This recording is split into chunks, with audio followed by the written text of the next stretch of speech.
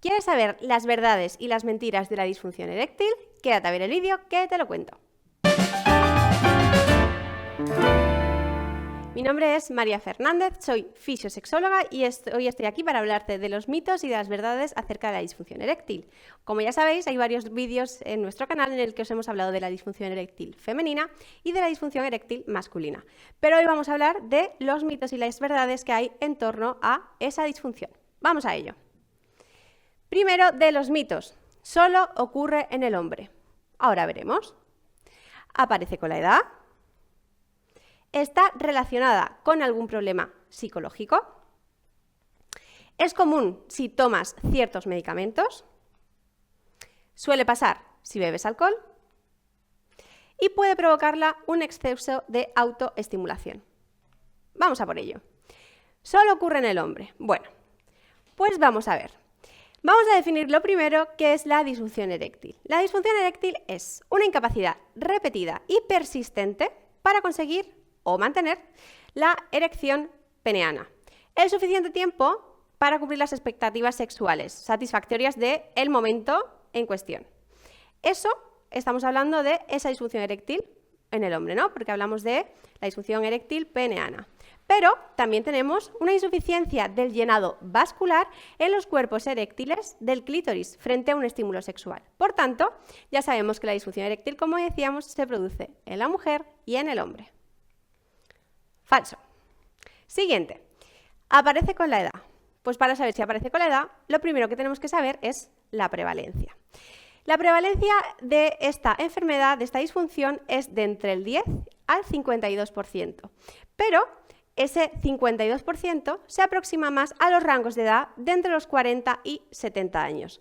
Por tanto, una persona con disfunción eréctil menor de 30 a 40 años puede existir, de hecho hay muchas, pero sí que es cierto que a partir de los 40 y hasta los 70 años suele haber más prevalencia de esta disfunción. Por tanto, es verdadero a medias, porque sí que hay ciertas personas que cursan con esta disfunción antes de los 40 años. Más, equivale a una pérdida de interés sexual.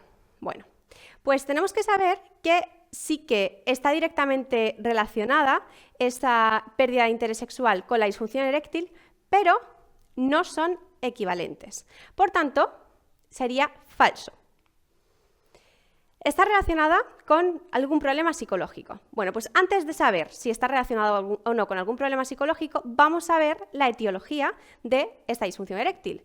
¿Qué etiología tiene? ¿Qué causas tiene? Pues bueno, puede tener primero una causa orgánica, que va a ser secundaria a ciertas lesiones a nivel del sistema vascular, a nivel neurológico, endocrino o local, a nivel genital. Por otro lado, esa sería una de las primeras causas. La segunda podría ser psicógena y esto conllevaría un bloqueo central del mecanismo eréctil, pero sin que haya una lesión física. Y por otro lado tenemos la tercera, que sería mixto, en el que hay una combinación de causas orgánicas y psicógenas. Tenemos que tener en cuenta que la gran mayoría de disfunciones eréctiles llevan una base orgánica a la que se le añade un componente psicológico. Por tanto, esta afirmación es verdadera. ¿Es común si tomas ciertos medicamentos? Pues vamos a ver qué ciertos medicamentos pueden afectar a la disfunción eréctil, a la erección. Bueno, el primero de ellos sería los medicamentos quimioterapéuticos y hormonales. Los fármacos antihipertensivos y diuréticos. Ciertos fármacos también antidepresivos o ansiolíticos. Los antihistamínicos. Los fármacos para la enfermedad del Parkinson, fármacos también beta bloqueantes, ciertos analgésicos opiáceos y drogas recreativas. Por tanto, sí, es verdadero, es común que la disfunción eréctil aparezca cuando tomamos ciertos medicamentos. Suele pasar si bebes alcohol. Bueno, pues tenemos que saber primero qué es lo que causa el alcohol en nuestro organismo. Y lo que hace es que el alcohol retarda, distorsiona y ralentiza ligeramente la percepción y la respuesta que tenemos de nuestro cuerpo a nuestros sentidos. Por tanto, nos disminuye los reflejos, la visión, la audición y esto va a conllevar una inhibición del buen funcionamiento del sistema nervioso a nivel central. Esto lo que va a producir va a ser una disminución de la excitación y va a disminuir, por tanto, la respuesta sexual que se produce a nivel orgánico frente al estímulo sexual. Por tanto, también tenemos que saber que siendo bebedor ocasional o siendo bebedor habitual, los trastornos que comienzan a producirse por el alcoholismo se pueden cronificar y en ocasiones van a tener carácter irreversible. Entonces, esto es verdadero. Puede provocar la disfunción eréctil un exceso de autoestimulación. Bueno, tenemos que saber que la autoestimulación, la masturbación, no tiene por qué implicar ningún tipo de problemática ni física ni mental. Y además es una herramienta que nos suele resultar muy útil tanto a los fisiosexólogos como a los sexólogos como a los psicoterapeutas para intervenir en ciertas disfunciones, ciertas áreas sexuales. Solamente sería preocupante el exceso de masturbación o la masturbación en sí si crea un sentimiento de culpa o de vergüenza en la persona.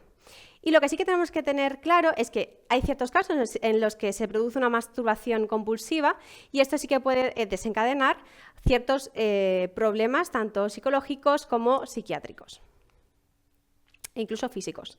Por tanto, ¿puede provocar un exceso de autoestimulación la disfunción eréctil de forma general? Es falso. Y, por último, espero haberte resuelto todas tus dudas con esto que te hemos contado de mitos de disfunción eréctil masculina, femenina. Te invito a que vayas a ver esos 2 vídeos porque son súper completos y seguramente vayas a obtener más información. Por supuesto, todas las dudas déjanoslas en comentarios y suscríbete al canal. Bueno, espero que este vídeo te haya gustado, que te sirva, que te ayude. Ya sabes que puedes ver otro montón de vídeos aquí mismo, visitarnos en nuestra web fisioterapiaonline.com o suscribirte a tu canal de Fisio Online.